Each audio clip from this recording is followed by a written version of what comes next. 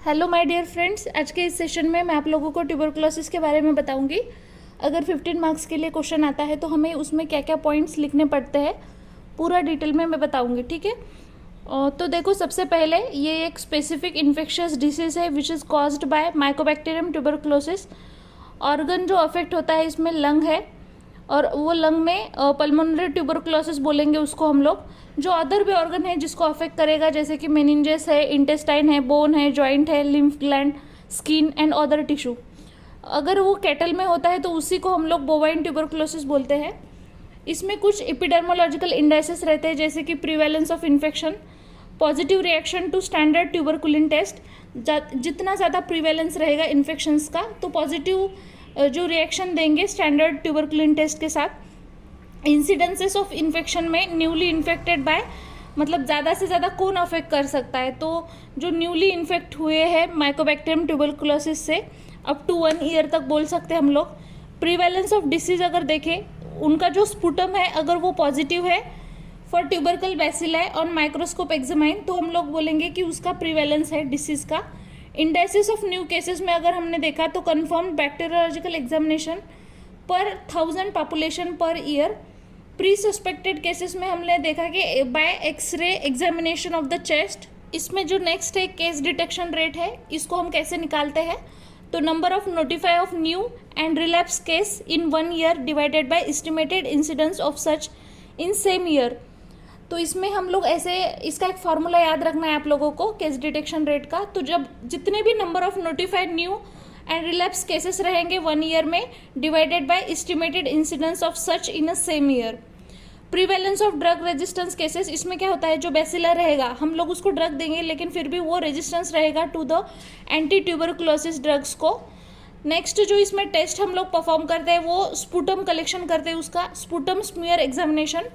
तो ये जो मेथड है इसमें हम लोग जो स्पुटम लेंगे उसमें जो एएफ भी रहेंगे, तो वो है स्टेन रेड करते हैं by this method which is known as a Ziehl Neelsen method. इसमें जो एजेंट है हमने ऑलरेडी देखा है mycobacterium tuberculosis. Source of infection 2 type से हो सकता है, या तो ह्यूमन का सोर्स हो सकता है या फिर हमने कैटल में देखा था बोवाइन सोर्स भी हो सकता है इसमें।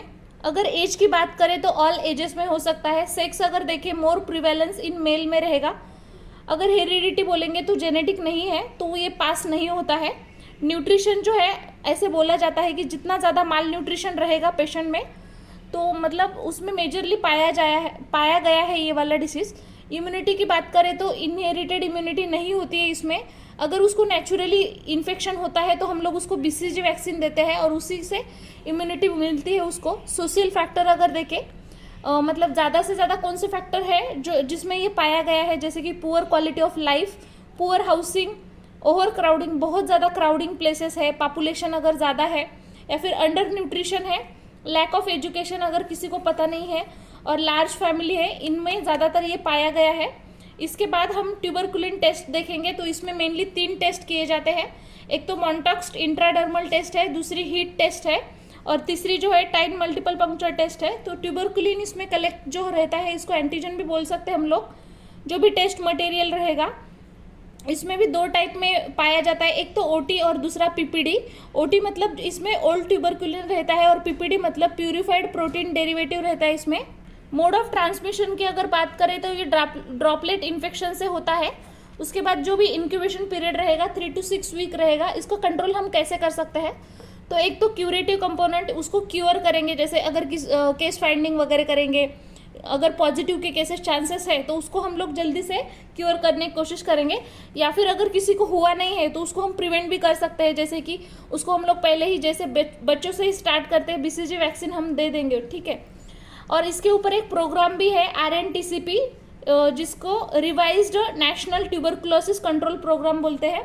तो इसमें कौन सी इसकी प्रायोरिटीज़ है, तो सबसे पहले है persistence cough of about 3 to 4 week duration. अगर समझो उनके अकॉर्डिंग टीबी का पेशेंट किसको माना जाता है, तो देखो अगर कोई ऐसा पर्सन है जिसको वीक में 3 to 4 वीक मतलब कंटिन्यूस अगर उसको कफ आ रहा है तो, और उसके साथ कंटिन्यूस फीवर भी है, चेस्ट में पेन हो रहा है, और हिमोप्टाइसिस मतलब कफिंग, ब्लड के साथ कफिंग अगर हो रही है, ये 4 चीज़ें हैं, इसका मतलब उसमें टीबी पाया जाता है।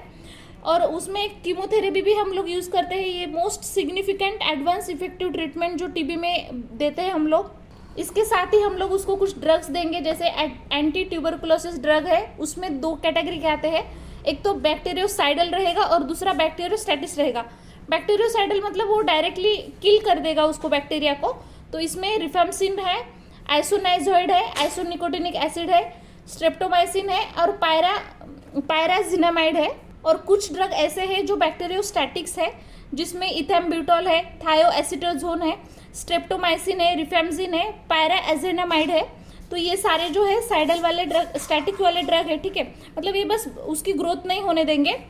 उसके बाद directly observe treatment, short course dots की भी कीमोथेरेपी इसमें इंक्लूड की गई है। जैसे कि इसमें हम लोग मैनेजमेंट की इसमें देखते हैं, जैसे कीमो प्रोफाइलैक्सिस है, रिहैबिलिटेशन सेंटर्स है। सर्विलेंस में हम लोग 3 इसमें मेजर आते हैं, बीसीजी वैक्सीन और कीमोथेरेपी हम लोग करते हैं। इसमें कुछ प्रोग्राम भी इंक्लूड किए हैं इसको कंट्रोल करने के लिए, जैसे कि एनटीपी है, नेशनल ट्यूबरकुलोसिस प्रोग्राम, आरएनटीसीपी है, रिवाइज नेशनल ट्यूबरकुलोसिस प्रोग्राम, और स्टॉप टीबी स्ट्रैटेजी। ऐसे 3 स्ट्रैटेजी भी इसमें इंक्लूड किए गए हैं।